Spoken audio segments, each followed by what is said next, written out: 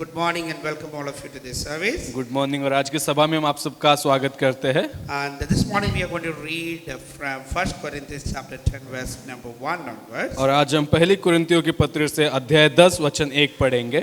And last week we had a good time talking about coming back to the Father's house. और पिछले हफ्ते हमने अच्छा समय बिताया था इस बारे में बात करते हैं कि पिता के घर में लौट आने के बारे And में। we know the story of that Lord's son, how he went away from the Father's house and how when he came to himself, how he came back to his father's house. और हम ये जानते हैं कि उस कहानी में जैसे एक उड़ाऊ पुत्र अपने पिता के घर को छोड़ के जाता है और जब वो अपने आप में आता है, अपने होश में आता है, तो जब अपने पिता के घर लौट आता है। This morning we are going to study about how we can well please God. और आज हम इस बारे में सीखेंगे कि हम किस तरीके से परमेश्वर को प्रसन्नित कर Now सकते we know हैं। that we are the children of God, we are the believers here on this earth, and we have to please our God the Father.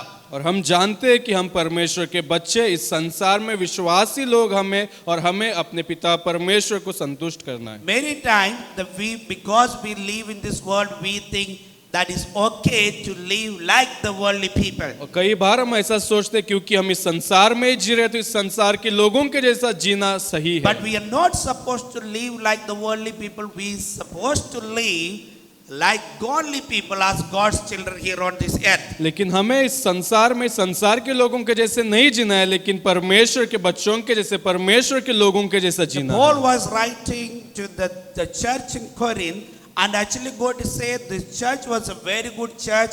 Let us say the church had everything, every gift and everything they were doing perfect. But there was something that Paul has to warn them, instruct them to better careful about their living.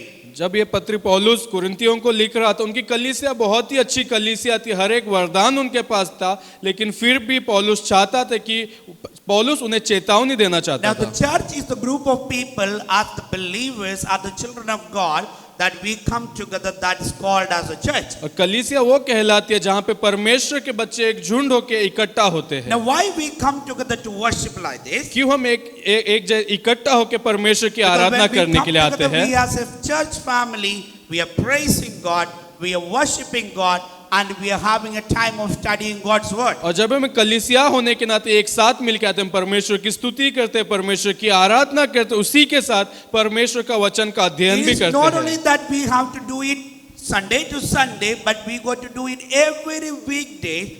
Do not wait for that Sunday to come so that we can hear some word, read some word, or worship the Lord.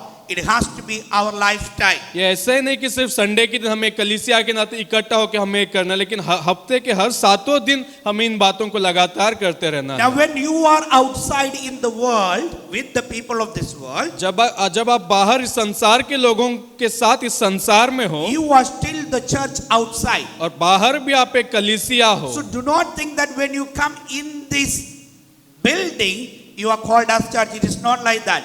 You are actually the church outside the building. आप ऐसा मत सोचो कि आप इस इमारत में आने के बाद ही आप एक कलीसिया, लेकिन इस इमारत के बाहर भी आप एक कलीसिया But हो। God's people also get into so many problems or so many temptations and so many difficulties, and they have easily identified themselves with the worldly people, and they will easily go and immerse with the worldly things. और कई बार जब विश्वासी लोग समस्या में आते हैं, शोधनाओं का उन्हें सामना करना पड़ता है, वो संसार के लोगों के साथ मिल जाते हैं, उसी तरीके से उन सब समस्याओं का सामना Now when करते हैं। Paul was writing to this Corinthian church in chapter 10, he is talking about how you got to be careful about your living, and he is actually giving a strong warning to the people there. और जब पौलुस इस पत्री को कुरिन्थियों को लिख रहा था 10वें अध्याय में उन्हें चेतावनी देता है कि संसार में तुम्हें किस तरीके से जीना है। Now verse number 1 of 1 Corinthians chapter 10 says like this. अध्याय 10 का वचन एक इस तरीके से कहता है, Moreover, brethren, I do not want you to be unaware that all our fathers were under the cloud, all passed through the sea. Verse number 2, all were baptized into Moses in the cloud and in the sea. Then it says, verse number 3, all ate the same spiritual food. Verse number 4, and all drank the same spiritual drink, for they drank of the spiritual rock that followed them, and that rock was Jesus Christ. Listen to verse number 5. But with most of them, God was not well pleased, for their bodies were scattered in the wilderness. वचन 1 से 5 तक ऐसा लिखा गया है, हे भाइयों, मैं नहीं चाहता कि तुम इस बात से अनजान रहो कि हमारे सब बाप दादे बादल के नीचे थे और सब के सब समुद्र के बीच से पार हो गए, और सब ने बादल में और समुद्र में मूसा का बपतिस्मा लिया, और सब ने एक ही आत्मिक भोजन किया, और सब ने एक ही आत्मिक जल पिया, क्योंकि वे उस आत्मिक चट्टान से पीते थे जो उनके साथ साथ चलती थी, और वह चट्टान मसीह था। परंतु परमेश्वर उनमें से बहुतों से प्रसन्न न हुआ, इसलिए वे जंगल में ढेर हो गए। Now Paul is using the nation of Israel an example in giving a serious warning to the church in Corinth. और पौलुस जो इजरायलियों का एक उदाहरण लेते हुए कुरिन्थियों की कलीसिया को चेतावनी दे रहा है। Now he is telling what had happened to the people of Israel. और वो उनको बता रहे, इजरायली लोग चुने गए लोग थे और उनके साथ क्या हुआ वो उनको बता रहा They are था। the chosen people of God. वो परमेश्वर के द्वारा चुने गए Now लोग Paul हैं। is telling even though they are the chosen people of God, they also did not please God well. और वो कहता है कि वो परमेश्वर के द्वारा चुने गए होने के बावजूद भी वो परमेश्वर को प्रसन्नित नहीं कर पाए। Bible say when God appeared to Moses, और बाइबल में लिखा गया जब परमेश्वर मूसा के सामने आया, God said to Moses, I have seen their affliction, I have heard their cries. Now you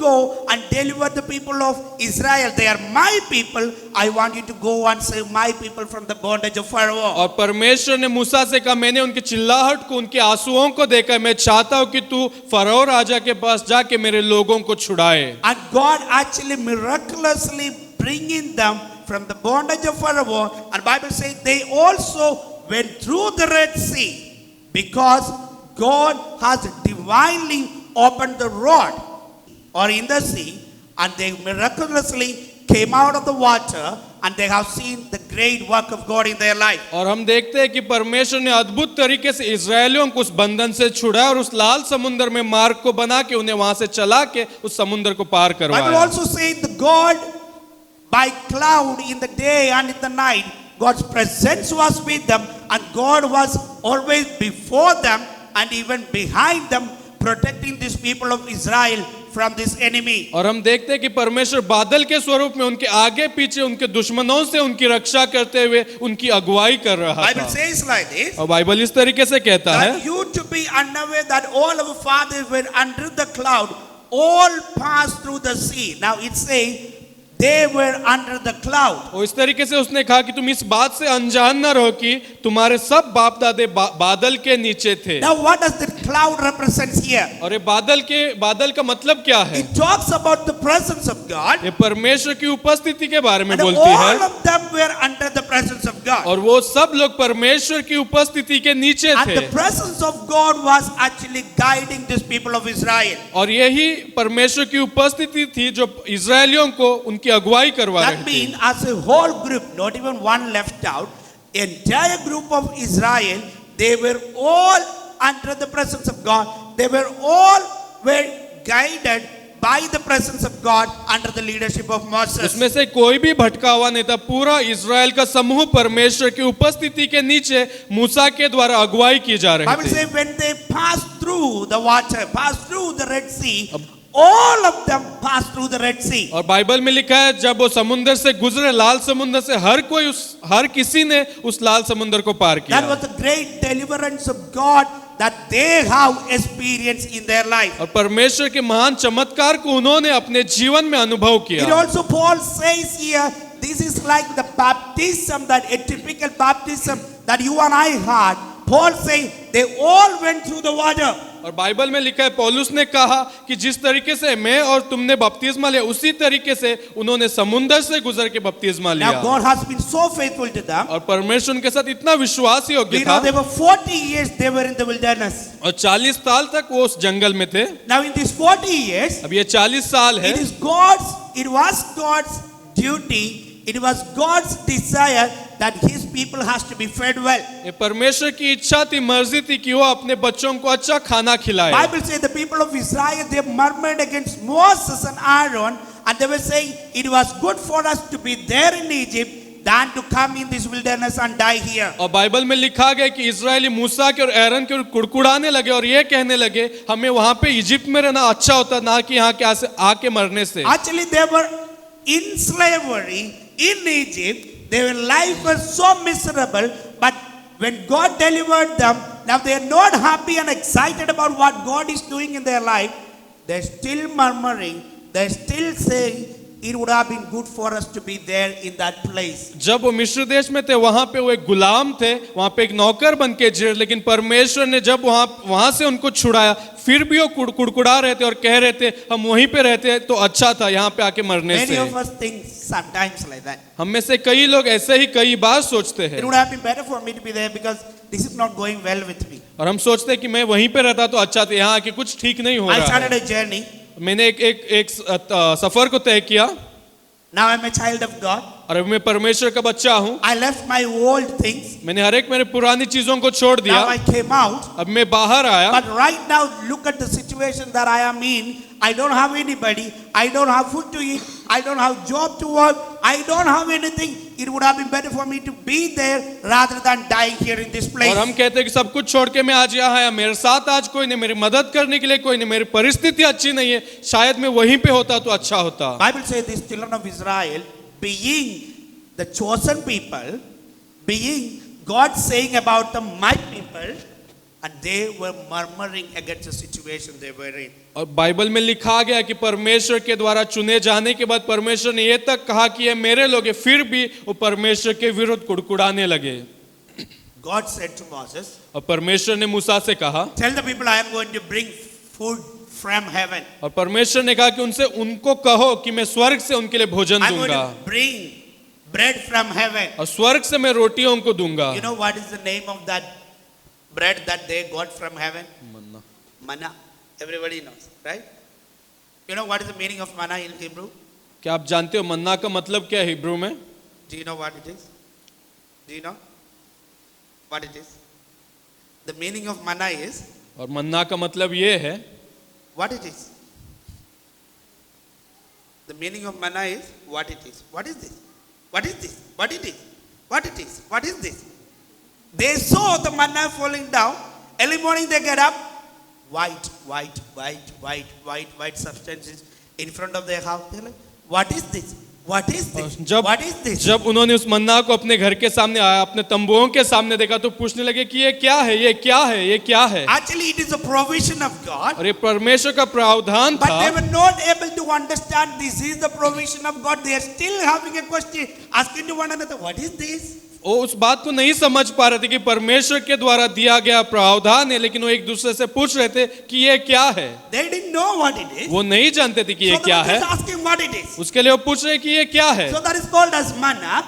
वो मन्ना कहलाया And this जाता था. bread, manna that come from heaven. और ये जो मन्ना जो है स्वर्ग से आया, And God said, I will feed these people. और उसने कहा कि मैं इनको खिलाऊंगा. Now look at that, this provision of God, they don't need to go to some other place or some other village to get the provision of God. When they get out of their house, right in front of their doorstep or doorstep or whatever you say it, right there, manna falls down in the night. In the morning they get up, prepare food, they can eat. और वो परमेश्वर के प्रावधान को पाने के लिए उन्हें कोई दूसरे शहर में या गांव में जाने की जरूरत नहीं. तो उनके घर के सामने, दरवाजे के सामने परमेश्वर ने हर एक चीजों को उनको तैयार करके दिया Bible था. says this manna, when it was falling down from heaven, it actually comes with the dew. Dew falls in the night. और जो ओस है वो रात को टपकती है, वैसे ही जब मन्ना गिरता था तो उसके साथ ओस भी उसको लगा रहता था. The Bible says this manna, it fell from heaven along with the dew on it. Like means maybe dew and manna. It's like it's together. It's और together. बाइबल में falling लिखा on है the dew. जब मन्ना स्वर्ग से गिरता था उसके साथ वो ओस भी उसको लग के गिरता था. Now what is the other bread that came from heaven? Anybody know? Huh? But the other bread came from heaven. और दूसरा जो रोटी है वो क्या है In जो the स्वर्ग Bible. से आया? We have preachers here. They're smiling at me. If the answer is right or not. Jesus Christ. Jesus Christ. Jesus Christ, He said, I am the living bread. और यीशु मसीह ने कहा कि मैं एक जीवन की Now रोटी look हूँ. at that in the Old Testament, for the people of Israel, God sent manna और पुराने from heaven. पुराने नियम में परमेश्वर ने इस्राएलियों के लिए स्वर्ग से मन्ना को भेजा। Now in the New Testament, Jesus himself, Jesus Christ himself, he is coming down on this earth and he said, I am the living bread. और ये नए नियम में यीशु मसीह खुद एक रोटी बन के उसने कहा कि मैं जीवन की रोटी हूँ। But people still ask that question, what is this? What is this? फिर भी लोग सवाल करते कि ये क्या है, ये क्या है। People are still going somewhere, some mountain, some place, some country to asking for the salvation, asking for the spiritual food. आज भी लोग कई पहाड़ों पे जाते, दूसरे शहरों में, दूसरे देशों में जाते और कहते कि मुझे उद्धार में कैसे पा सकता हूँ। Now look at that, this manna, as I told you, manna along with the dew that falls and it is together. और जैसे मैंने कहा मन्ना जब गिरता है तो उसके ऊपर ओस भी होते हैं और दोनों साथ में And है। that manna is the living word of God. और जो मन्ना है परमेश्वर का जीवित वचन Maybe है। let's say the manna is Jesus Christ himself. और अभी हम कहते हैं कि यीशु मसीह वो मन्ना Now है। let's say what is this dew? और ये ओस क्या है? What do you think?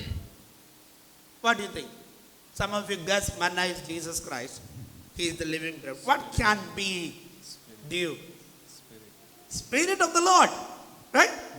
The Spirit of the Lord, that the Word of God and the Spirit of God, that is actually goes hand in hand. It is not separate. और परमेश्वर का वचन और परमेश्वर की आत्मा जो एक साथ मिलके आती है। Now, in the Old Testament, these people, and God gave them manna, He also gave them the dew. That means in the New Testament, when we come, we know we need to have the Word of God. We have the Spirit of the Lord that tells us, that reminds us, that guides us how we are supposed to live here on this earth. जब हम पुराने नियम में देखते हैं परमेश्वर ने ओस के साथ मन्ना भी दिया और नए नियम में परमेश्वर के वचन के साथ परमेश्वर की आत्मा भी हमारे पास है, तो हमें ये बताती है और दिखलाती है कि हमें इस संसार में कैसे Now, जीना how है। many of you know that you have the Spirit of the Lord inside of you and that guides you every day? और आप में से कितने लोग ये जानते हो कि परमेश्वर की आत्मा आपके अंदर है और आपको मार्गदर्शन देती है हर दिन आपको चलने के Some लिए। people are there very good at the word, and some churches are very excited about the word.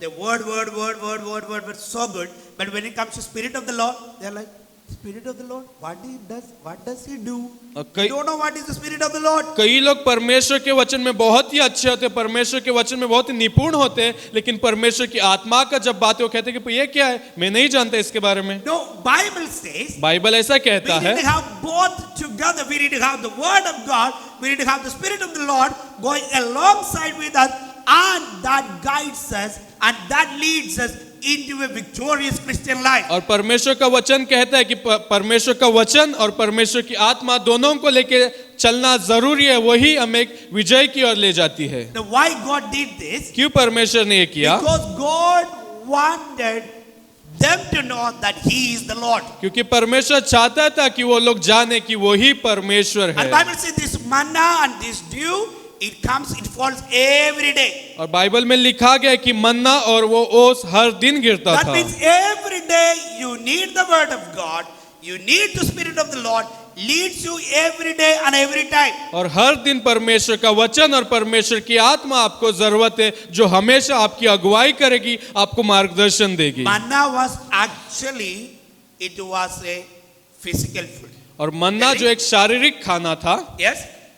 It was not a spiritual food that every day morning they will just imagine something is happening. It's not like that. ये कोई It was literally, it was a physical food. मन्ना जो एक आत्मिक खाना नहीं था, लेकिन मन्ना जो एक शारीरिक खाना था जो वो खा सकते थे। Now that physical food they needed to live their life, to have the energy, to have the strength, they needed it for their physical bodies. और उस शारीरिक खाना उनको अपने शरीर में बल पाने के लिए, जीने के लिए जरूरी था। Now Bible says, और बाइबल कहता when है, it comes to us in the New Testament, in our time today, और जब हम नए नियम में आज हमारे समय के बारे में हम बात we need to करते have हैं the spiritual food. और हमें आत्मिक खाने की It's जरूरत है। not every Sunday and the next Sunday. ये ऐसे नहीं कि ये संडे उसके बाद सीधे अगले No, Sunday, it has to be every day. ये हर दिन हमें लेना है। Everybody say after me, every day. Every day, Every day. Every day you and I need to have the spiritual food. और हर दिन हमें उस आत्मिक भोजन को लेना जरूरी है। Just imagine one day you don't have your physical food. How do you feel? और ऐसे सोचो अगर एक दिन आपने अपने शारीरिक खाने को नहीं खाया तो आपको कैसे लगेगा? You feel like you're fainting. और आपको लगेगा आपको चक्कर आ रहा है। If you did not have your chai in the morning, you're like, oh, I didn't have my chai. oh, I feel something, right? अगर आपने एक सुबह चाय नहीं पी तो आपको लगे अरे मैंने चाय नहीं पिया, मुझे कुछ तो अलग लग But रहा how है. many of you felt like, oh, I did not pray today. Oh, I did not read my Bible. I feel something. How many of you felt that? और Nobody आप में से कितने लोगों को ऐसा लगा कि अरे आज मैंने प्रार्थना नहीं की, आज मैंने अपने बाइबल को नहीं पढ़ा.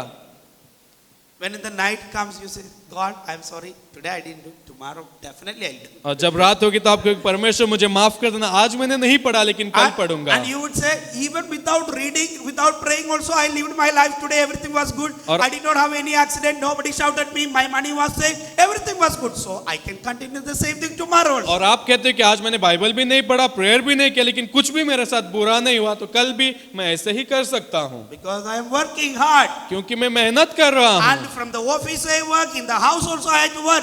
और ऑफिस में भी मैंने काम किया और मैंने घर पे भी काम And किया. the physical food, if your wife doesn't give you on time, if your dad and mama doesn't give you on time, hey, where is food? Already 2 o'clock, where is lunch? Already 8 o'clock, where is dinner? You ask so many questions to your family. अगर आपको समय पे खाना नहीं मिलता तो कई सारे सवालों को आप करते हो अपने परिवार वालों से. But when it comes to spiritual food, लेकिन जब आत्मिक खाने की बात आती है you never ask anybody. और आप किसी से कुछ भी नहीं पूछते हो. Anybody here asking? Nobody would ask one another also, did you pray? और एक दूसरे से कोई पूछेगा भी नहीं कि क्या आपने प्रार्थना किया. Every day we all call each other. Nobody. Stella calls mom. Stella never asks, Mommy, did you pray today? Mommy calls in a day minimum 3 to 4 times. Mommy also doesn't ask. Stella, did you pray today? Nobody asks. Even I call. I don't ask. दिन You में don't 3-4 बार एक दूसरे को हम call करते हैं, हम लेकिन पूछते नहीं कि क्या तुमने प्रार्थना किया. I call so many people. I never ask somebody, did you pray today? I ask, did you have your lunch? Did you eat your dinner? Correct? And Pastor Dana, when you call me, Pastor, you had your dinner? No, I am going to. Nobody asked me, Pastor, did you read your Bible? Did you pray? Anybody ask? हम जब भी किसी को phone करते हैं हम ये नहीं पूछते कि क्या तुमने बाइबल पढ़ा है आपने, लेकिन हम ये पूछते हैं कि क्या तुमने खाना खाया. When it comes to your physical food, you know in culturally also how to nicely ask that question to your beloved ones. और जब शारीरिक चीजों की बात आती है तो हम जानते हैं किस तरीके से, अच्छे तरीके से उन्हें पूछना है. Now the question, you have a lot of young people here, young even small children here. See, there is one more there. यहाँ पे ऐसे काफी सारे छोटे छोटे बच्चे हैं. What do you teach your children? आप अपने बच्चों को क्या सिखाते हो? If they don't eat, Pastor, she doesn't eat. Oh, akka, atta, ये नहीं खाता, क्या करने का? The way you talk like as if they are going to die one food they didn't eat. They are like, oh, GMC is waiting for them. The way you talk, yes or no? कुछ नहीं खाता. मेरे को डर लग. The way you talk about your child doesn't eat one meal. You know what you talk now? अगर आपका बच्चा एक समय का खाना नहीं खाए तो आप इतना चिंता में आ जाए, क्या क्या बोलोगे आपको ही पता नहीं होगा. None of you said, my baby girl is not learning the Bible verse. और आप में से किसी ने ये नहीं कहा होगा कि मेरा बच्चा परमेश्वर के वचन को नहीं सीख रहा What do you है. feed them? आप क्या उनको खिलाते हो? I want to tell you, we are talking about well pleasing to God. और हम अच्छे तरीके से परमेश्वर को प्रसन्नित करने के बारे में बात कर रहे हैं और परमेश्वर को प्रसन्नित And करने the के Bible बारे में says बात these कर रहे हैं. Israelites, they had the spiritual food. God is saying they had physical food, they had the spiritual food, they were eating it, God has been speaking to them, but still they did not well please और God. Bible में लिखा है कि इस्राएलियों के पास शारीरिक खाना था, आत्मिक खाना था, परमेश्वर उनसे बात करता था, अगुवाई कर रहा था, फिर भी वो परमेश्वर को प्रसन्नित नहीं कर Later he पाए. talks about the rock. The rock was Jesus Christ, and they drank the water from the rock. और वहां पे लिखा है कि जो चट्टान था वो मसीह था और उसी चट्टान से उन्होंने पानी को And पिया. Jesus caused this rock to gush out the water, and the people of Israel, they drank from the water that came from the rock. और जो चट्टान से जो पानी बाहर आया परमेश्वर ने उनको पीने के लिए दिया और उस पानी को इस्राएलियों ने पिया. Jesus said, I am the living water. और यीशु ने कहा कि मैं जीवन जल हूँ. Jesus said, I am the living bread. और उसने कहा कि मैं जीवन की Now रोटी he हूँ. said, I am the living water. और वो अभी कह रहे हैं कि मैं जीवन का जल And हूँ. if anyone drinks of me, he will never be thirsty और again. जो कोई मुझसे पिएगा वो कभी प्यासा ना होगा. My question is, what do you drink? और आप क्या पीते हो? What you make your your children, your family, your friends to drink. और आप क्या देते हो अपने बच्चों को, अपने दोस्तों को, अपने परिवार you वालों को say पीने के you are लिए? a child of God, you are a believer, you are a Christian. और आप कहते हैं कि मैं परमेश्वर का बच्चा हूं, मैं विश्वासी हूं और मैं मसीह हूं। And God has provided for all your needs. और परमेश्वर हर एक आपकी जरूरतों को पूरा कर Look रहा at these है। people of Israel, God provided everything for them. और उनकी जो कुछ जरूरत थी इस्राएलियों का परमेश्वर ने पूरा किया, But they still did not please God. फिर भी वो परमेश्वर को प्रसन्नित ना कर Let पाए। us read through this verse. और ये वचनों को हम पढ़ेंगे। Verse number 4 says, वचन 4 ऐसा and कहता है, all drank from the same spiritual drink, for they drank of that spiritual rock that followed them, and that rock was Christ. और सब ने एक ही आत्मिक जल पिया, क्योंकि उस आत्मिक चट्टान से पीते थे जो उसके साथ साथ चलती थी, और वह चट्टान मसीह था। Jesus Christ and his presence was with them. और यीशु मसीह और उसकी उपस्थिति उनके साथ थी। He gave them the manna, और उसने उनको मन्ना दिया, gave them the water to drink. और एक पानी दिया उनको पीने के लिए। Bible says all drank. और बाइबल में लिखा है कि हर किसी ने उस पानी को Can you say पिया। after me? All. All Drank. drank, All ate. all ate. Everybody went through the water. It was everybody as a team. और सब एक झुंड था जिसने हर किसी ने उसमें से पिया, हर किसी ने खाया, हर किसी ने उस पानी को पार किया। Listen to verse number 5. और वचन 5 को सुनिए। But with most of them, God was not well pleased. और परंतु परमेश्वर उनमें से बहुतों से प्रसन्न न I हुआ। want to read one more time. I want you to pay attention to मैं this. चाहता हूं कि आप ध्यान दो, मैं और एक बार उस वचन को पढ़ना चाहता But हूं। with most of them, God was not well pleased. परंतु परमेश्वर उनमें से बहुतों से प्रसन्न न हुआ। All were baptized. सब लोग ने बपतिस्मा लिया था, All had the spiritual food. सबके पास, सबने उस आत्मिक भोजन को लिया था, All drank the spiritual water. हर किसी ने उस आत्मिक जल को पिया था, Everybody enjoyed the presence of God. हर किसी ने परमेश्वर की उपस्थिति का आनंद, परमेश्वर के छुड़ाए जाने को देखा, But not everybody well pleased. लेकिन हर किसी ने परमेश्वर को प्रसन्नित नहीं कर पाए। Bible says, for their bodies were scattered in the wilderness. इसलिए वे जंगल में ढेर हो गए। For their bodies were scattered in the wilderness. और इसीलिए उस जंगल में उनके शरीर जो है वहीं पे ढेर हो They गए। thought we will also enter into the promised land. और उनको लगा कि उस देश में हम भी जा पाएंगे। They thought it is okay to be like that, to murmur and do God will forgive somehow. Anyway, it was God's plan. God will take us there. और उन्हें लगा हम कुड़कुड़ा भी सकते, जो कुछ हमें करना है हम कर सकते, क्योंकि परमेश्वर की योजना है, परमेश्वर हमें माफ करेगा। Christ was the source and he gave them the energy, he gave them the power, he gave them all the resources, but they still disobeyed God. और परमेश्वर ने उन्हें बल दिया, सामर्थ दिया, हर एक चीजों को उनके लिए किया, लेकिन फिर भी वो परमेश्वर के आज्ञाकारी ना बने।